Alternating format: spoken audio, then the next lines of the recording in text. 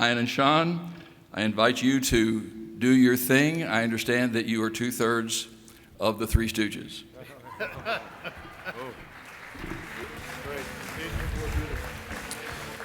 That's obviously because I asked him for the wine list earlier. I didn't understand when I saw the tux when I first got here. That wasn't his job.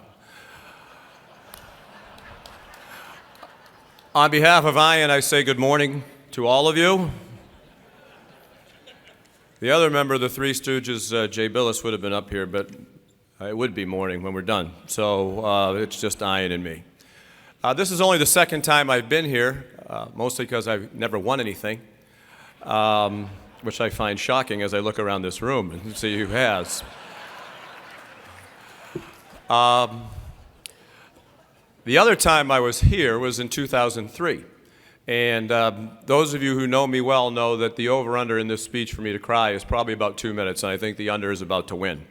But January 9th of 2003, my father, Leslie and others have mentioned, I appreciate that, Leslie, Will McDonough from the Boston Globe, very rarely, even though he's a great investigative reporter, very rarely checked his phone messages, didn't have a cell phone, very rarely called the Globe to check his messages. For some reason, on January 9th of 2003, he did.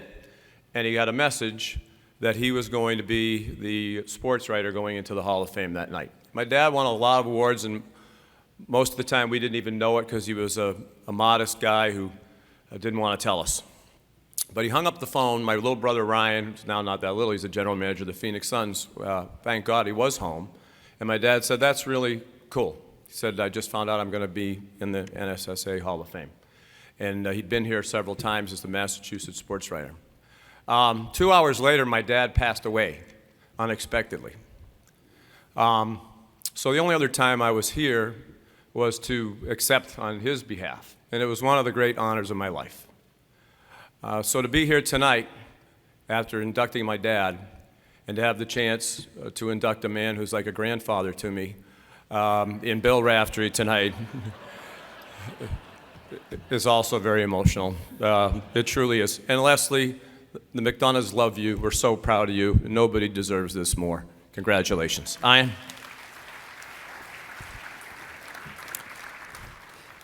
Very honored to be here. I got hired 20 years ago to be the television voice of the Nets, and I'd never done television. And I was told that I would be working with Bill Raftery. I learned a lot, very quickly. I learned how to be a pro. I learned about meticulous preparation. And I learned that men have different sized livers. I didn't know this until I worked with Bill. Large Irish men compared to short Jewish men. Not the same liver size. Bill's liver actually went into the LHOF, Liver Hall of Fame, in 2002. It was a small ceremony, but very powerful, very moving. Sean?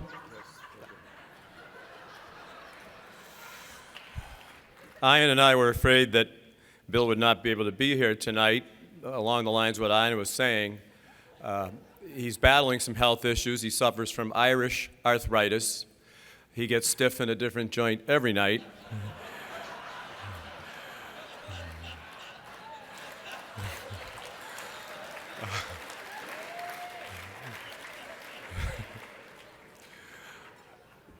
And we're also a little nervous for Bill. He told us he's going to be nervous because ever since he left ESPN a couple of years ago and started working for Fox Sports 1, now he's not used to speaking with this many people watching. So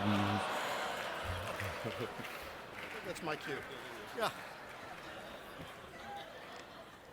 One thing I can tell you for all the broadcasters that have worked with Bill, Sean, myself, Jay Billis, at some point during your time with Bill, you figure out that Bill is speaking a completely different language than you are. And I feel, and I think I speak for Sean on this as well, that after a while you learn what the sayings mean. I don't know if the American public understands it, but I do, sitting next to him. So for now, I just want to give you a little sense of what Bill is saying on the air in an English translation, if I could. So as an example, ooh, the blow-by! That means that the player has gotten around the defender and a clear path to the rim. Another example. Get the puppy set! That means that the defensive player has gotten himself into very good position on the court. The kiss! The kiss means that he's used the glass in a way to make the basket. A nickel dimer! That means it was not a good call by the. Are you writing these down? I'm sorry, I don't see anybody using a pen and pad. Makes. Also, onions! That means large courage.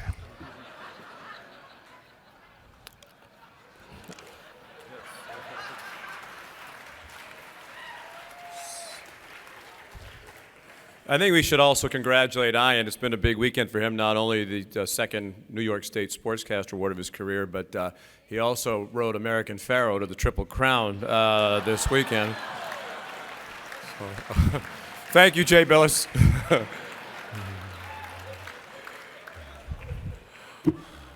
To Hal McCoy, we also have a driver for Bill. It's not because his eyesight is bad. It's for the protection of the public. To Bill Schoening, you're my idol, doing games with no analyst. That is every play-by-play person's dream, and we congratulate you. Jay Billis is here tonight. Jay was going to speak, but he's been busy working on his new book, which he has titled The 10 Greatest Men in History and What I Think of the Other 9. That's good enough. That's a good album. Yeah, good album.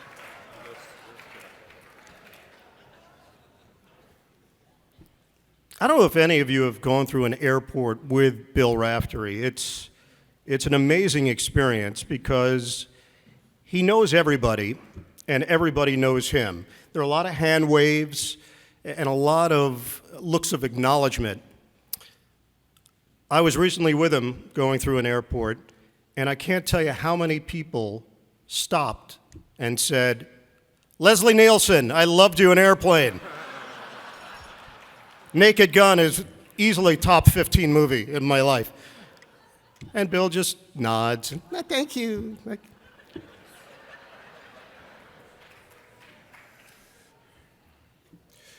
You never quite know what Bill's going to say. As Ian says, as your play-by-play, as when you're his partner, you have to sort of finish the sentences. There's a lot of times there's no, last names. John, coach of one team, thinks they want to play fast, and of course John, the coach of the other team, would like the game to be slower. It's John McLeod and John Thompson. We did a Notre Dame-Georgetown game. We're going to get off here quickly. Can we say something nice about Bill eventually? Yeah. Soon.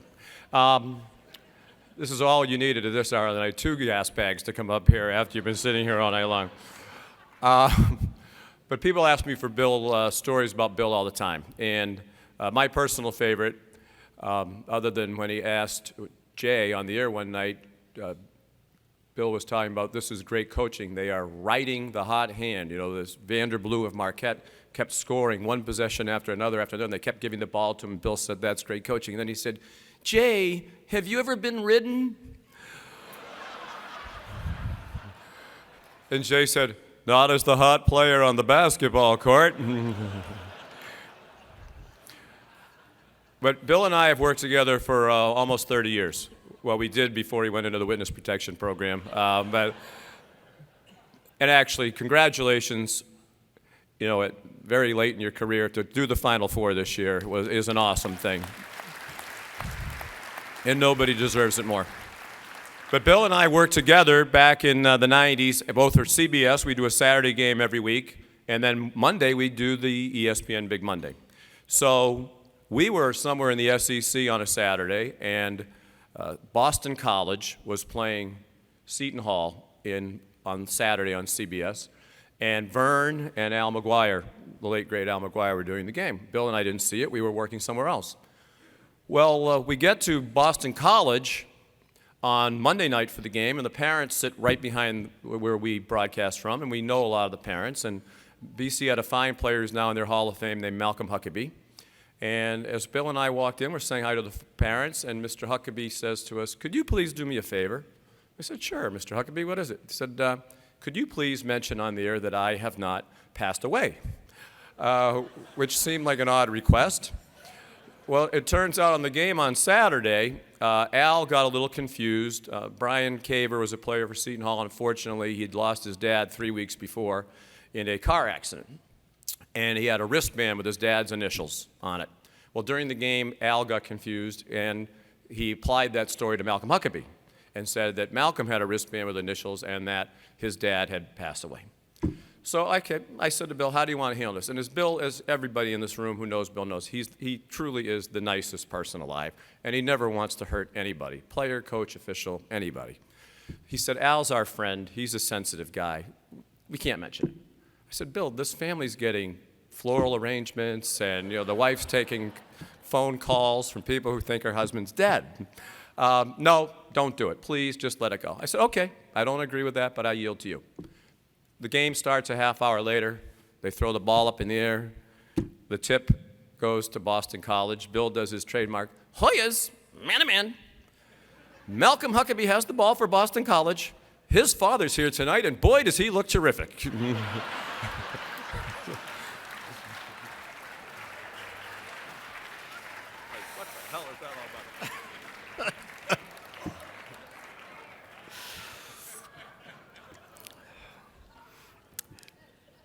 On a personal level, the greatest thing to happen in my career is that I got paired with Bill Raftery. I learned so much just being around him, soaking it in, sometimes staying out later than I wanted, later than I was capable of, but still recognizing that this was a different level of partnership than I would ever experience. And I didn't know. I was 25 years old. I was just starting out in this business, and it's 20 years later, and there's no more special bond that I've been able to form with a broadcast partner. Not just what happens on the air, but who Bill is as a man. The joy that he brings is real. The joy that he brings is from the heart, and it bursts through the television every game that he works. Bill is the best. It's not often that you get to say you work with the best. We get to work with the best. And now he's a Hall of Famer as well. But he will always be the best. Bill Raftery, thank you.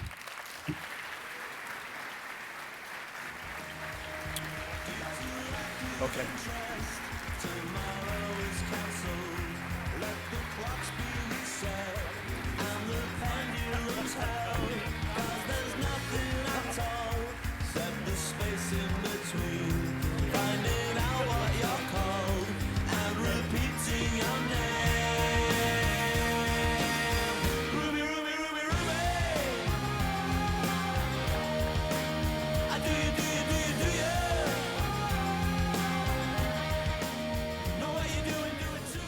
Ian and I didn't rehearse this, so I just want to echo what Ian said.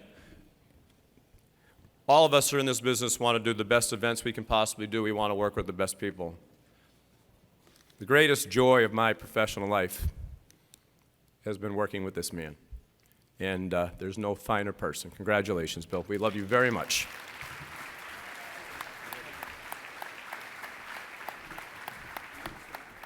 I would like to echo those comments, but I don't like to lie in front of this many people. Bird has one more. One more story. This is Bill's request. It's the first game we're working together It's the Nets and the Toronto Raptors in Toronto, the first ever game in Raptors history. The Nets are not very good, but they're supposed to beat the Toronto Raptors that day. Toronto's playing its inaugural game. Bill and I are working together for the first time, and our producer that day, Steve Dans, informs us that one of the players on the Raptors, Alvin Robertson, has been arrested that day for an assault charge on his wife. This is not an easy story to get into. We talk about it during the pregame production meeting. We decide that we will deal with it on the air, but we'll quickly deal with it and move on. Well, Alvin Robertson has a triple-double that night against the Nets, and the Raptors win the game. And lo and behold, Alvin Robertson joins Bill and I on the postgame show. Yeah, it's a live postgame show. Alvin sits in between us, and there's about 10 seconds to air, and the producer talks in my ear and says, "Ian, you're going to have to ask Alvin about the assault charge." I said, "Well, I don't think so. Alvin's big." "Ian, it's my first game. You're going to have to ask him." Well, he sits down. I lead into it. Alvin Robertson joining us here on the postgame. Raptors win it, 108-101. Alvin, triple-double tonight. Congratulations on the win. Earlier today, you were arrested on assault charges. Can you give us an update on that situation, Alvin? Alvin shoots me a look. He says, "I cannot. No, I have no comment on that." He then shifts his chair so that his back is to me and he faces Bill. He looks in Bill's eye. Bill looks back at him and says, "Alvin, triple-double,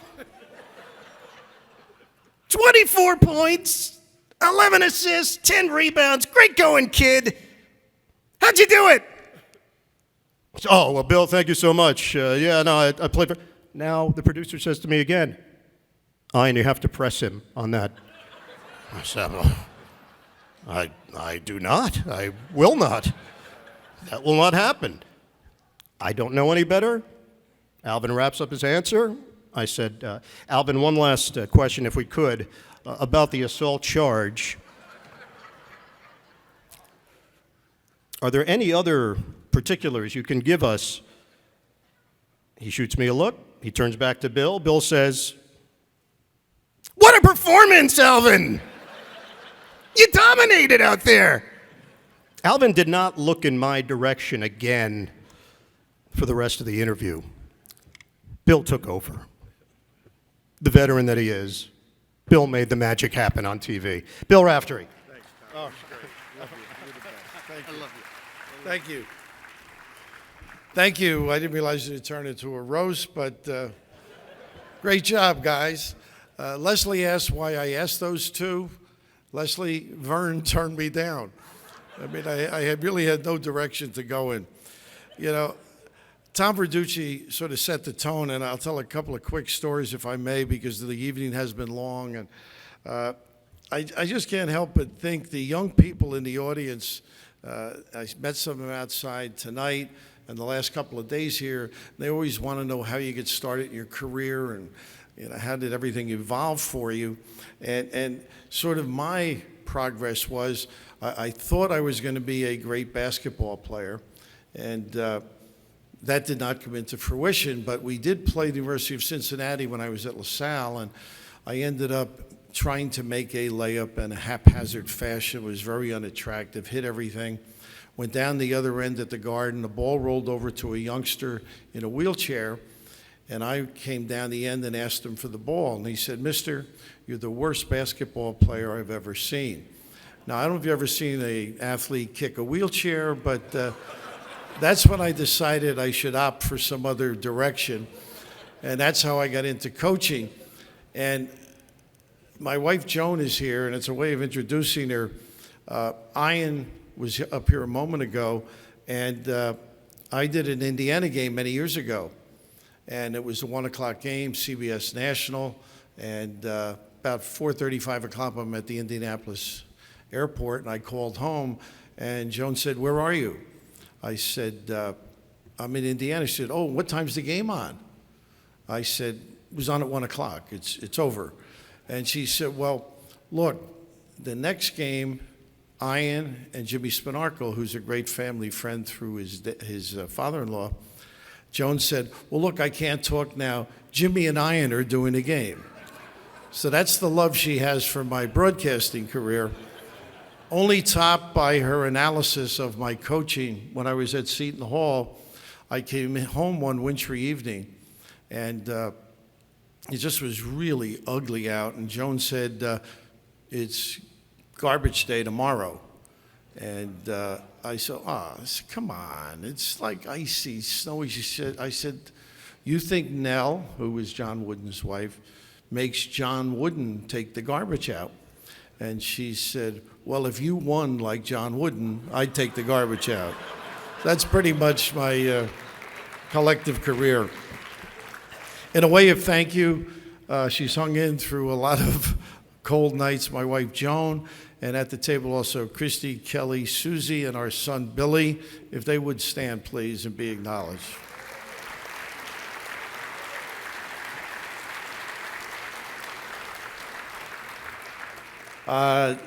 Quick kudos to a couple of people. Bob Wolf, who's a Hall of Famer, he's the one that put this in my head years ago when he did an NIT LaSalle game and said, when you finish whatever you're doing, you should get into the business. And I never forgot about it. And of course, the Nets, Joe Taub, gave me an opportunity in '82. And ESPN started, as George mentioned, in '79 and '80.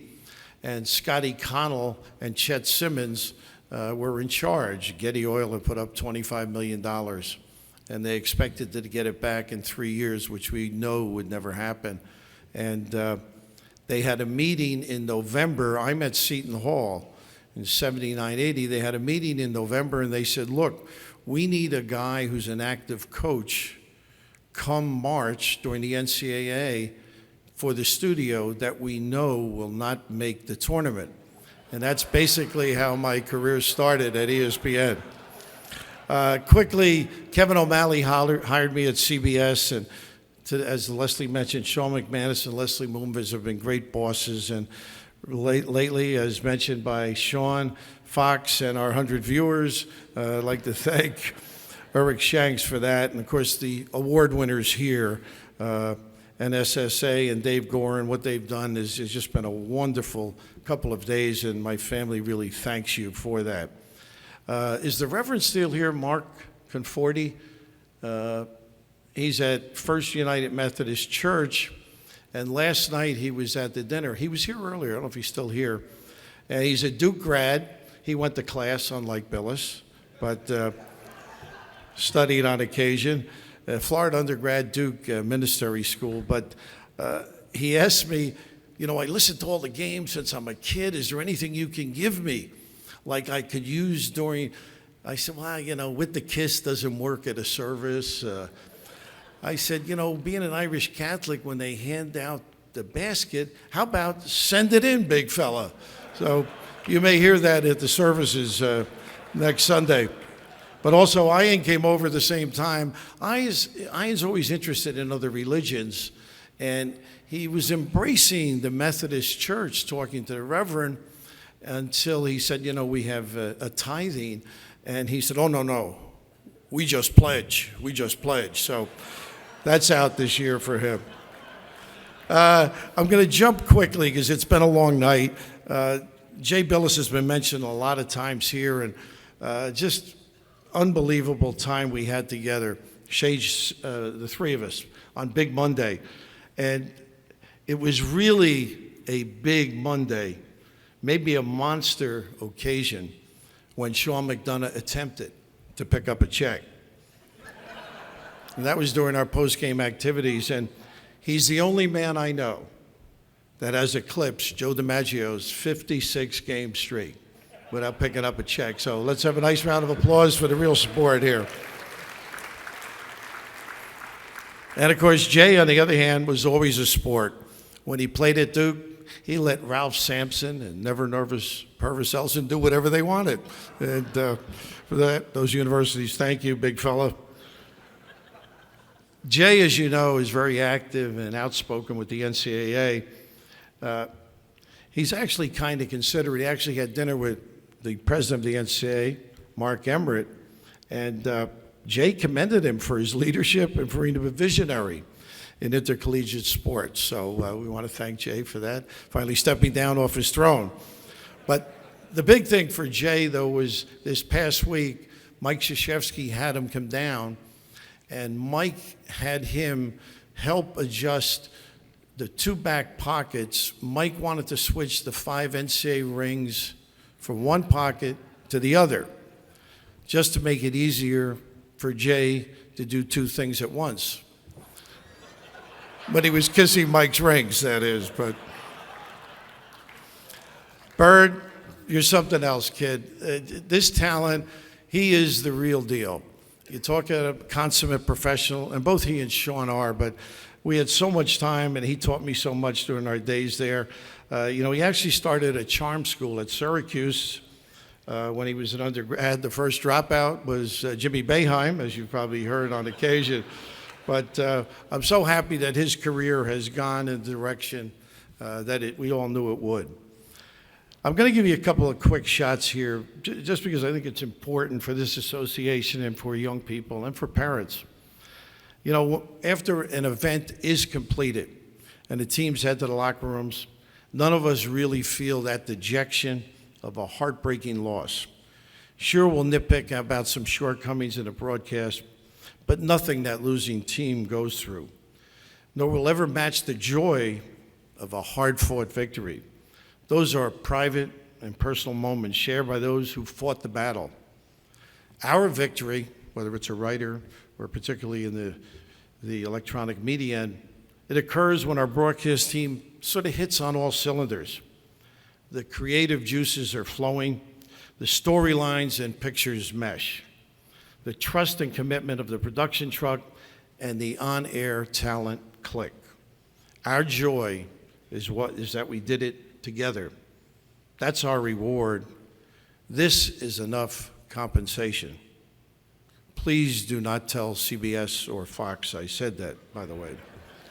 I want to extend my special gratitude to the hundreds of play-by-play people, a number of them in this room too. A special thanks to two of my talented pals that were here, Sean and Ian.